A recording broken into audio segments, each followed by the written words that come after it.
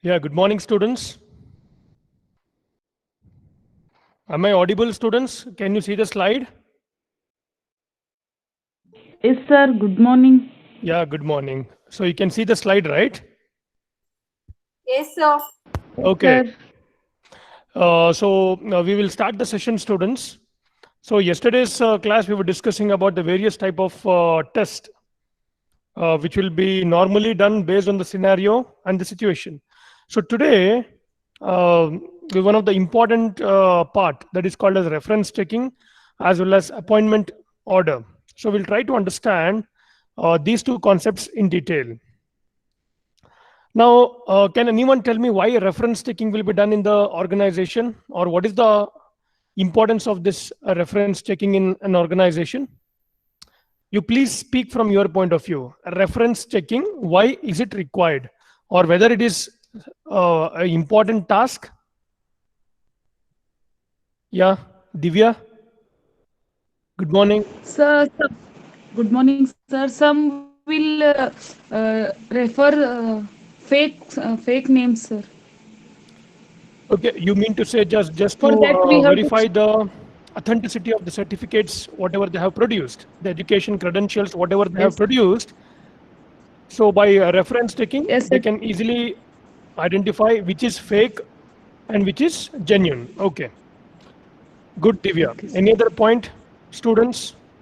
Why reference taking is important? This is a question which is asked in almost all the papers. So I am asking you, why, according to you, reference taking is important, or whether it is actually required or not? Reference taking of the candidates.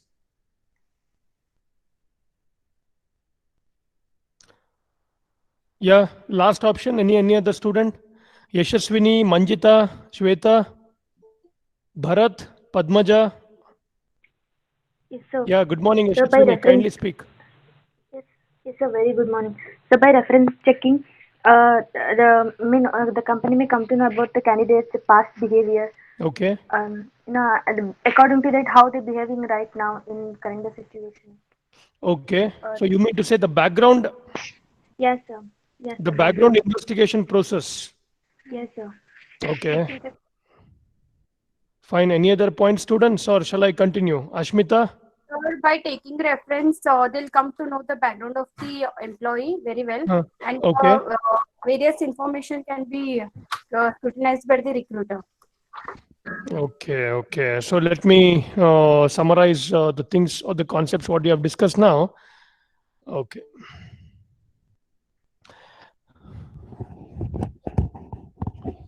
So reference checking or antecedent verification, or sometimes even called as the background investigation, is the process of looking up and compiling criminal records. Basically, when I say the background verification, whether the candidate has got any criminal records or any financial records of an individual. So these checks are often used by employers as a means of objectively evaluating a job candidate's qualification, character, then fitness, and to identify the potential hiring risk for safety and security reasons. See, students, it so happened that earlier many of the candidates have produced the fake educational credentials information, the fake degree certificates, and they have got a job in a good company, in a multinational company. But then later they were, it was identified by the organization that whatever they have produced, it was fake because their educational credentials were not matching with the knowledge what they had gained, right? So then there was a gap that existed between their certificates, whatever they have provided, then actual working behavior. Then in order to identify the criminal records, if anybody has got before entering the organization, right? So normally what they do for freshers is they'll be sending a mail to the colleges, to the respective heads of the departments or the principal, just to verify the mass cards, just to verify the authenticity of the mass cards.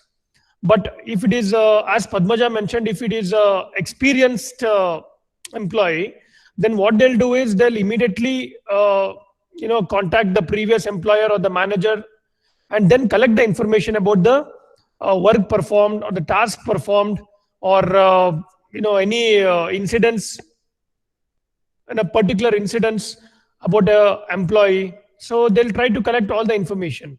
See, especially it so happens that whenever you're working in a multinational companies, you'll be working in a very, very confidential project, right? So it should not happen that because of you, you are leaking that information to your third party. So in order to see all these things, so later you should not be a threat to the organization, right? So in order to check, or in order to be on a safer side, they do this reference checking. See, employee antecedents verification tool is used to confirm information and details provided by the applicant regarding the prior employment that is often overlooked in the selection process. Diligent verification of an individual's employment history often reveals unreported employment or some exaggerations, or sometimes some candidates, what they do is they fabricate the data or they falsify the data, right, about the previous titles or duties and gaps in employment. So reference check can be defined as contacting the previous employers or a job applicant to determine his or her job history. So whether whatever the information he has put in the CV, so whether it is actually matching. So what they do is they try to cross verify with the help of reference checking. So reference check may also include checking with schools or even colleges attended by the applicant to verify the educational qualifications. Then after understanding, okay, why reference checking is done, so now we'll try to understand one of the important part that is called as components of reference checking. The first component is the verification of the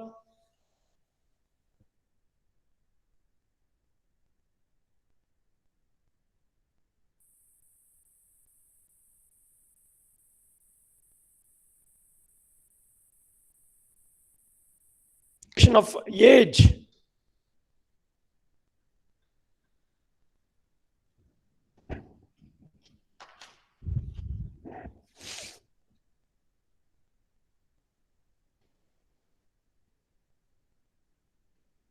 Okay.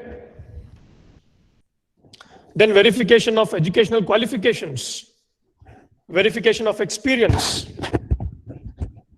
then verification of performance at work. Students, am I audible to you? Just can anyone reply yes, sir? Yes, sir. Okay. Now first we'll say verification of character.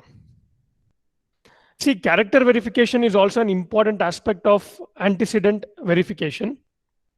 Character referees are also contacted when there is a gap in employment. See, suppose you're working from 2010 to 2015 in an organization, and after that there is a gap of 4 years, that is from 2015 to 2019.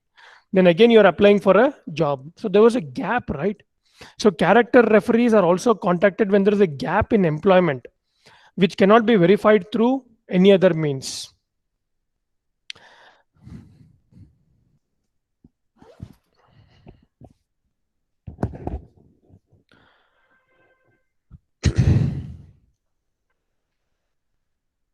So, similar to employment references, the character reference check is performed by telephone with a signed applicant consent fax to the referee or mail to the referee.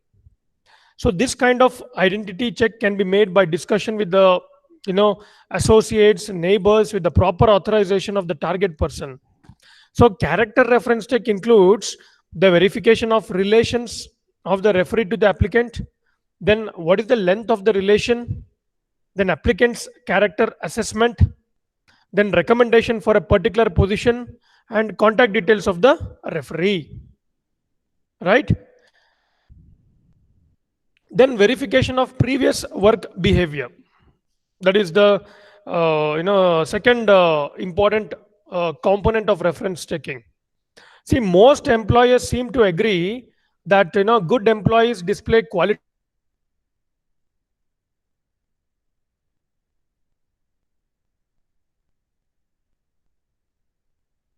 dependability, attitude towards the job.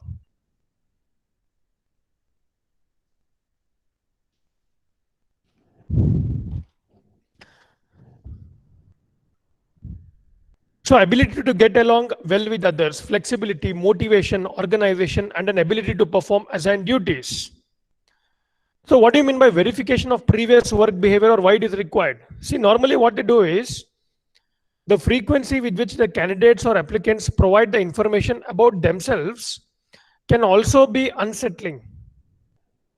So many employers do not feel that an interview has been completed until the information gathered during the session has been confirmed by an outside source. Very, very important.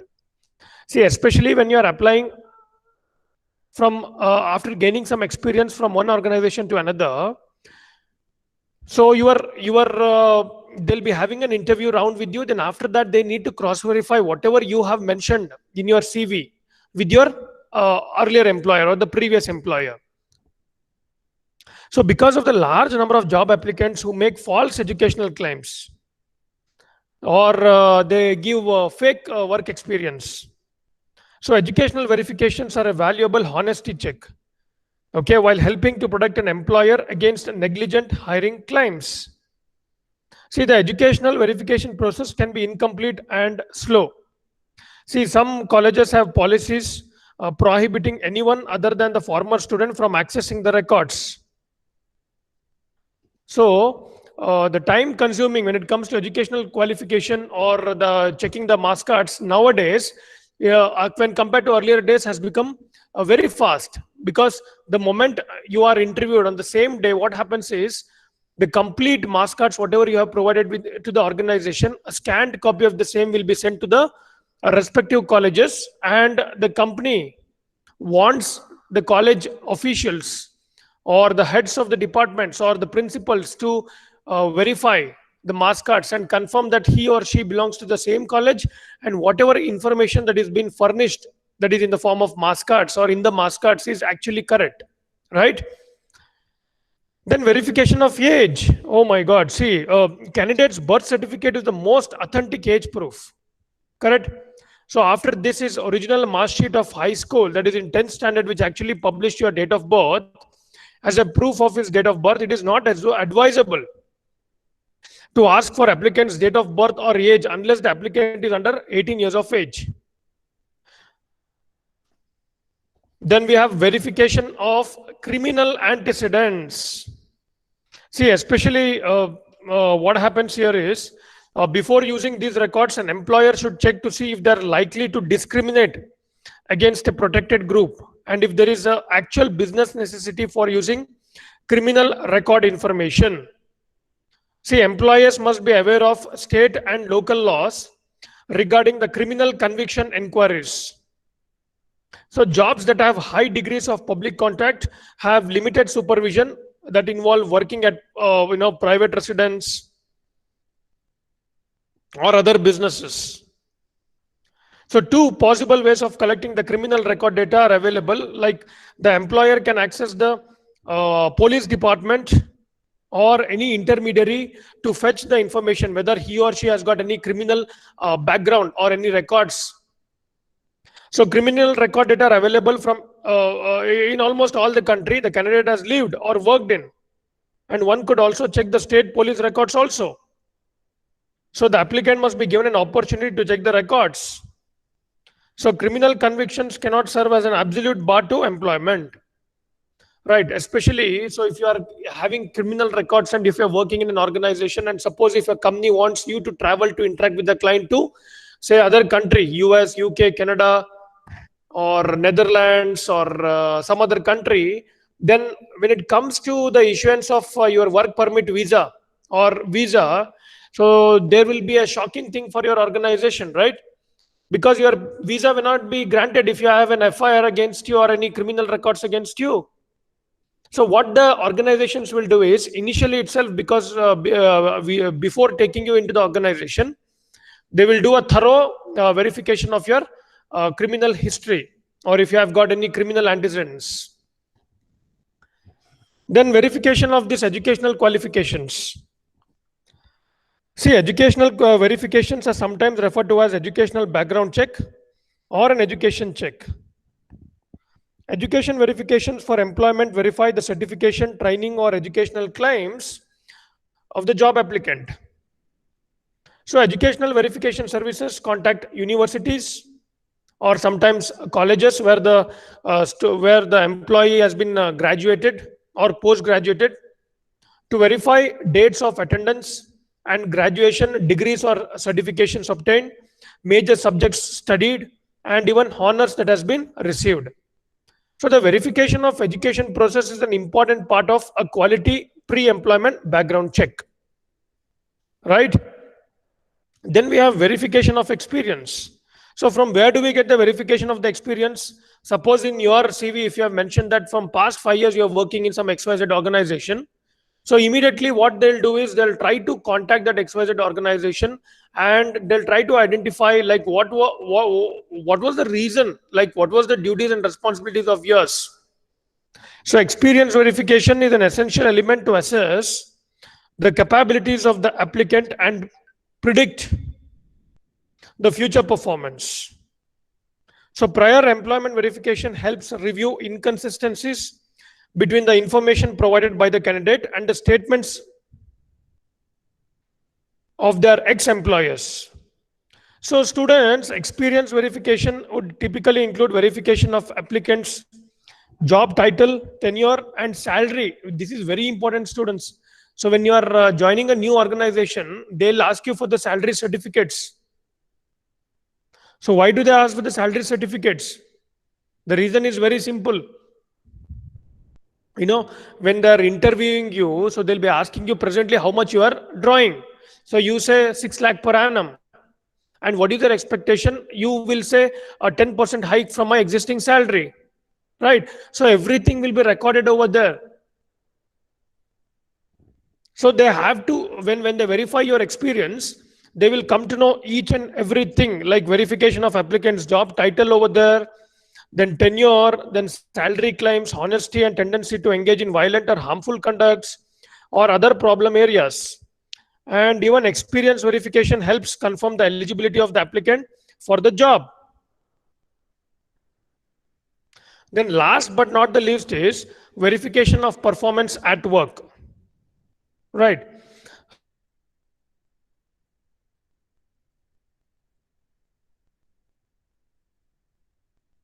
We are understood in reference taking. So prior work history is a good predictor of the future performance. An employment history check verifies the title, tenure, and salary claims. Then very important is reasons for leaving and eligibility for rehire are also confirmed. So potential problem areas may be revealed. The employment history verification report helps confirm whether the applicant has the work history and experience needed to succeed in the job.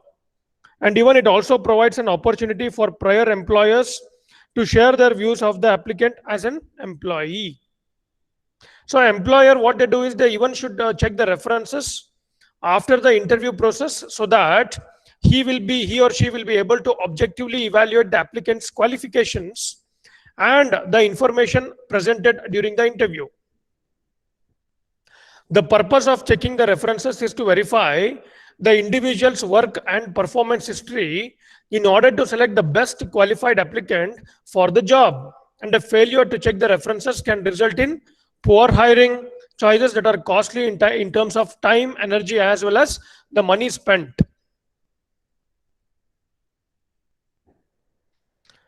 Now, after understanding the reference taking, now we'll try to understand the various methods of reference taking. The first one through internet-based references, then through telephone references, then it can be through written references, then educational institutes. So what we are understanding now, the different sources through which the organization can do the reference checking. Then personal references.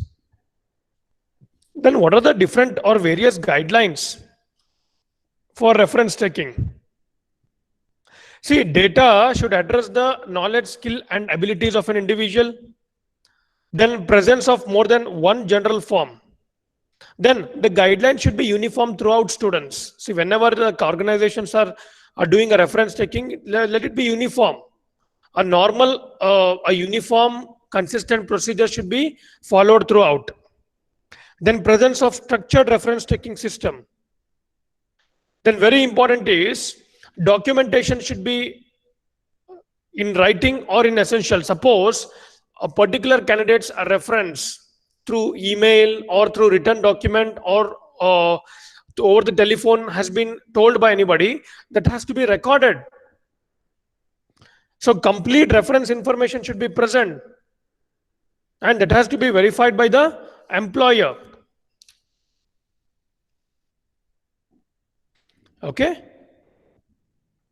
Then we'll try to understand when once the reference checking is done. See what happens normally in the interviews. The first level is recruitment.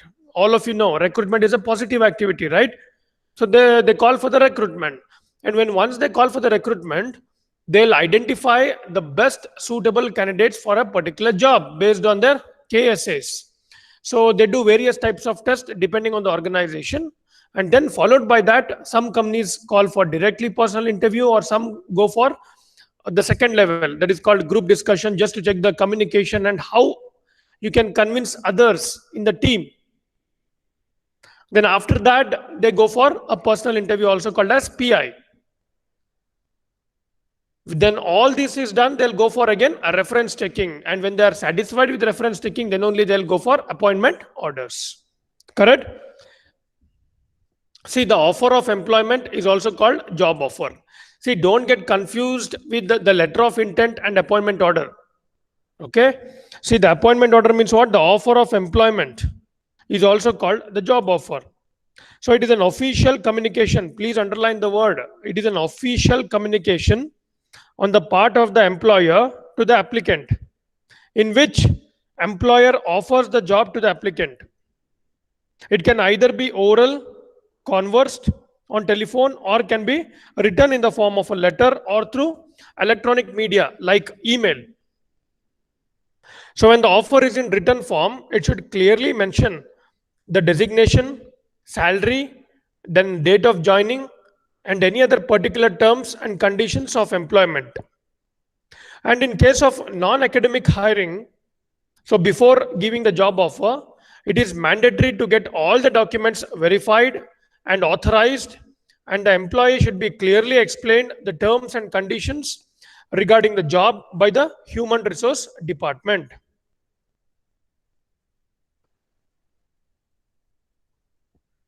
Then before going to the contents, we will try to discuss the types of offer of appointment. See, when once the employee signs the offer letter and accepts that all the terms and conditions, the offer becomes legally binding on both the employee and the employer. So it can be divided under the like on the basis of condition, that is called as a conditional job offer. So what could be the condition? Like when an organization puts forward this type of job offer, it implies that the applicant is offered a job which is subjected to the conditions put forward by the employer. So the condition may involve undergoing the test such as background verification, or any other clause put by the employer are taken care of before finalizing the offer. So on the basis of condition, again, we have the final offer. So when the applicant is given a final offer letter, he is not required to fulfill any condition. The moment the applicant accepts the job offer, he becomes legally bound to the terms and conditions of the organization's employment contract. So this was about first type, that is on the basis of condition. Then the second one, like on the basis of compensation decision. Like we have low job offer. See, this type of offer in which employers' cost of hiring is kept low to the maximum possible extent is called low job offer. So the compensation package offered along with the benefits and incentives is below the market rate. Then the second one here is called competitive job offer. See, in this type, the salary offered to the applicant is at par with the similar post in other organizations of the same industry.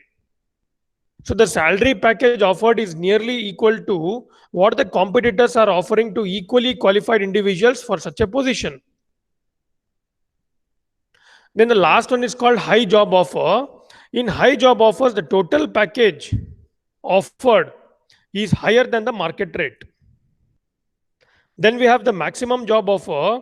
See, in this type of offer, the firm is providing its best possible remuneration to the selected candidates. Okay.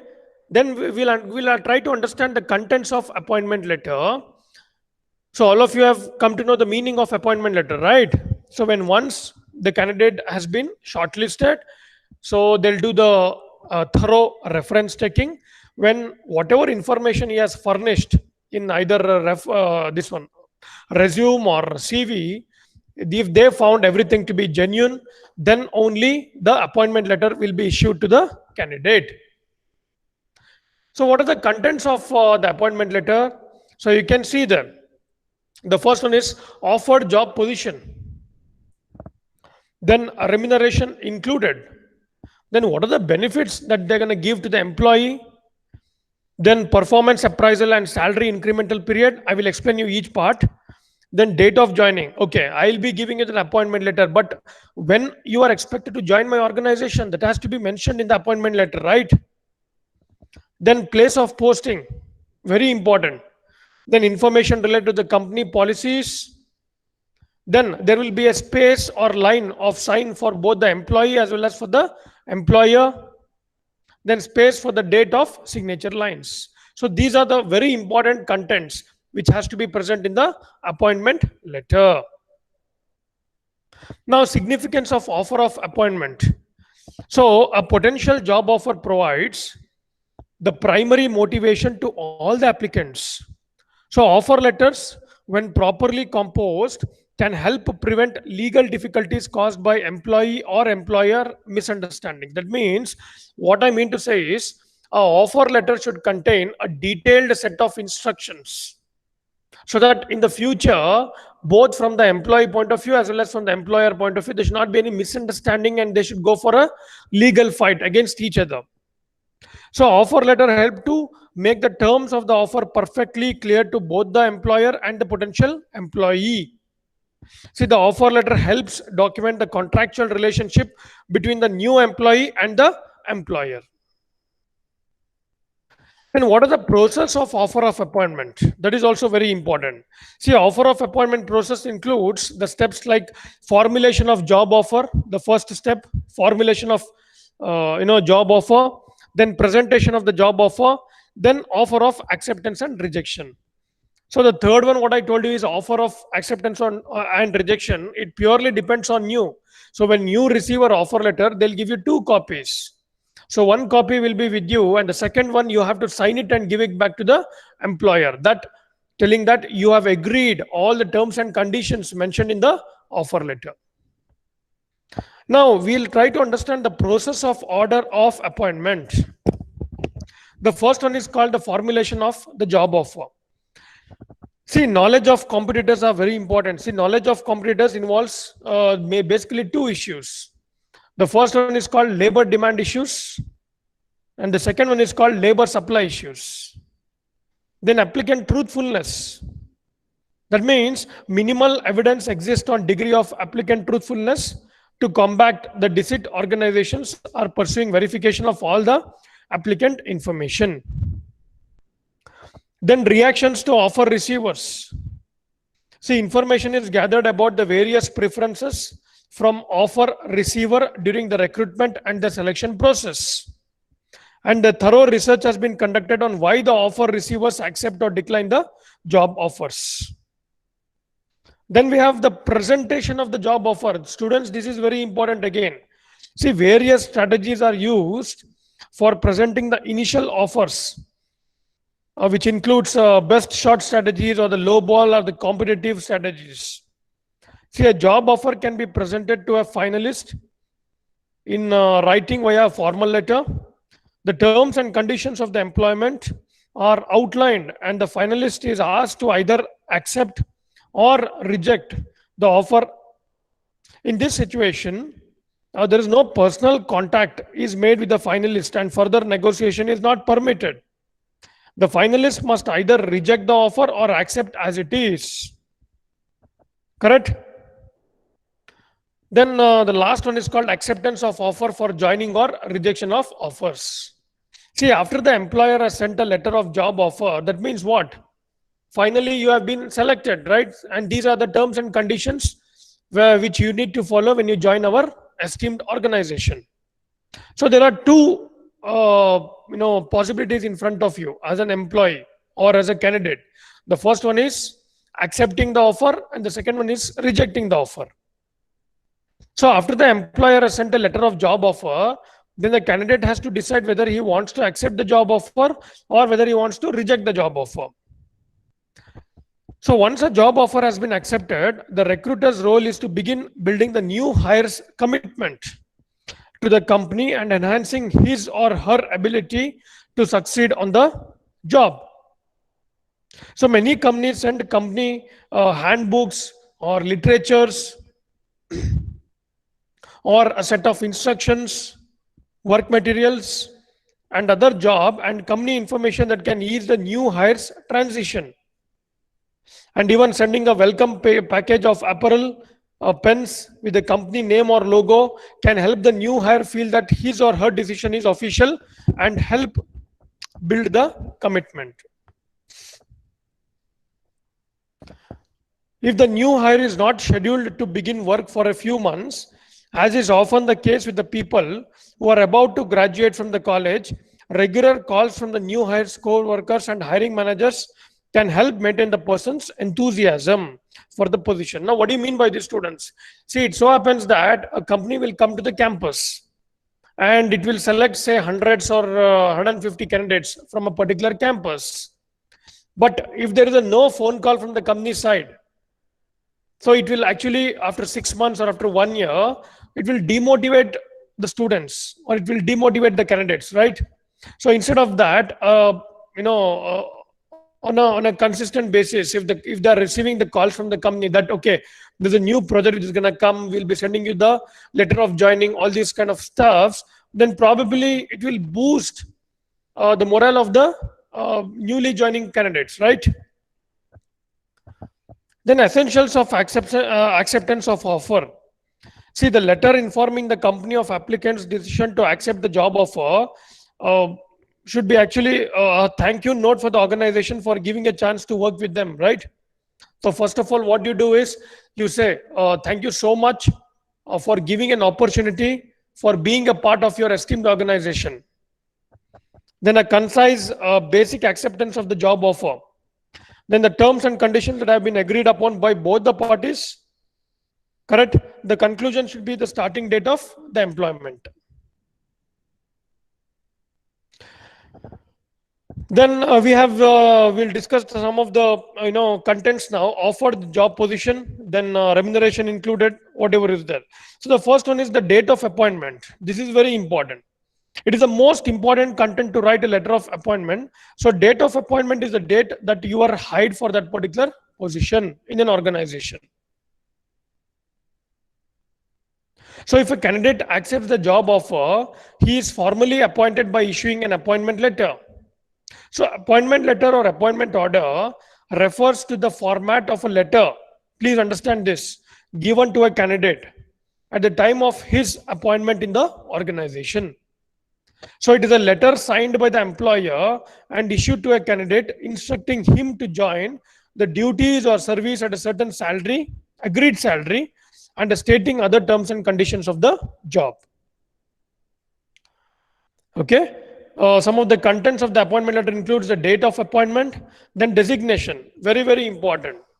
It informs the applicant that he or she is offered the position that had been advertised and for which he or she had applied for. Then job profile. See, it is a breakdown of the duties and tasks required of and performed by a person for a specific title or the job. Then job timings, that is also very important, right? So it should be clearly defined and employees should honestly follow it. And the compensation package, it is the sum of the direct benefits, which include salary, allowance, bonus, and commission, and indirect benefits like insurance, pension plans, and vacations that an employee receives from an employer. And the compensation package may also include a number of other benefits, including insurance, employee discounts, extended leaves, and the retirement programs. Then very important, students, they'll even have to mention the terms of probation. So any new employee generally undergoes probation between the 6 to 12 months. The period of probation and the salary to be given during this period is mentioned in the appointment letter. Then post probation period, the letter clearly states that the salary, the new designation and the terms of the employment if the candidate successfully completes his probation period. Then rules and regulations. So this letter also maintains the rules and regulations that the candidate has to abide by while serving the organization. Then notice period, very, very important, right? So proper lock-in period should be provided by the organization to the employees in order to fulfill the necessary terms and conditions at the time of leaving the organization. So what are the guidelines for issuing the appointment letter, students? It should always be issued on the company's letterhead. That is very important. You cannot simply issue the appointment letter on a blank page. So it should be always issued on the company's letterhead, where the company's registered address should be mentioned. Then it should always be signed by the authorized hiring person. That is very important. Sometimes, they'll issue the appointment letter, but there will be no signature on that. Then it should be accurate, detailed, and professionally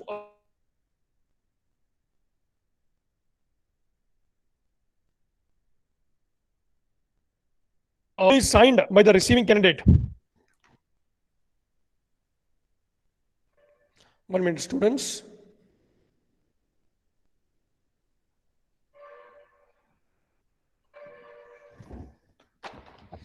So what we are understanding now, the guidelines for issuing the appointment letter. Then it should be duly signed by the receiving candidate. A copy of the same must be kept in the organization or given back to the organization. It must include the information that needs to be stressed upon in bold letters. So these are some of the guidelines of issuing the appointment letters. Now, they can issue the appointment letters either in the form of the hard copy or soft copy. So what is a hard copy issuing? A hard copy is a printed copy, right, of information from a system. So what are the advantages of issuing the hard copy of appointment letter? It is easily accessible, then independency will be there. And the disadvantages could be requires large space and time consuming and less portable. So nowadays companies are directly sending the appointment letters to the mail-in box in the form of the soft copy, right? So advantages of issuing appointment letters in the form of soft copy includes transferability, then changeability. Then disadvantages include loss. You can easily delete that, and soft copies are susceptible to loss. Things like system viruses or accidental deletion can cause an important appointment related document like the appointment letter to be lost completely. Then irreplaceable. So because soft copies are the original of a document, they are less replaceable than the hard copies. So if a hard copy of the appointment letter is lost, another can be printed using the soft copy. If a soft copy is lost, the entire file must be recreated. So you should have backups for that. Then after that, we'll try to understand the medical examination or why medical examination is required. The last part of your unit 6. So medical examination, certain jobs students require unusual stamina, the strength or tolerance of hard working conditions. So physical fitness is generally defined as the ability to carry out daily tasks with vigor and alertness without undue fatigue.